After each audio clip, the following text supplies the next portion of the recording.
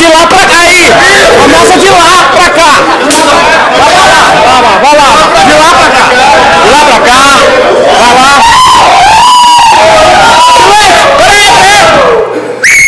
Silêncio total, absoluto. Querendo dizer... Eu peço ordem no tribunal. Momento raro de grande esplendor. Gente, só para deixar claro para vocês, nós estamos falando... Silêncio! Silêncio! Não, se vê que eu quero, você perdeu. O menino tá falando. Ó, segura aí que tem que passar, ó. Vai ter que passar 3 vezes. Lembrando que... Excelência, diga pra Carol Costa, pra Manu que elas estão fazendo colegiado. Ei, só para lembrar aqui um detalhe claro, né? Silêncio! Olha, lembrando que a filmagem será em Full HD, estará disponível a todos os amados Disponível no Facebook. Estará disponível. Você me fez feliz essa noite, muito obrigado. Dá licença, sai da frente! Não fica ninguém! Pera aí! Dá licença na frente! Dá licença! Sai daí! Aí, ó, faz a carinha ali bonita. Isso, aí. Pera aí. Não atrapalhe que ao mesmo tempo que filma eu te... Olha aí,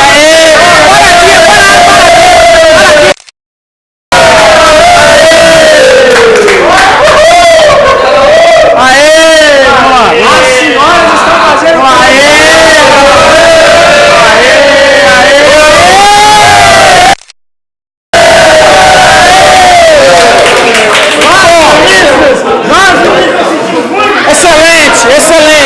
Por favor, depoimento do momento, o que você sentiu? Depoimento. Um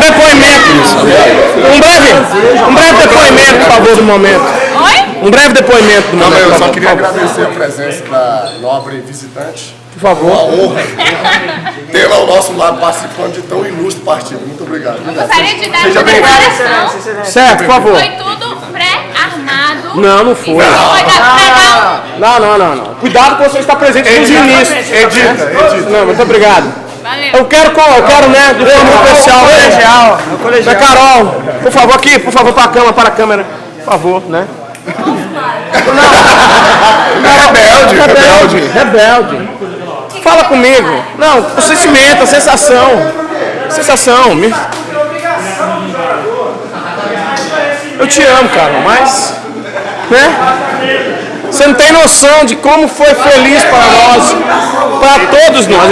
Isso, olha, carinho, afago. Não, pior de tudo, ela jogou muito mal.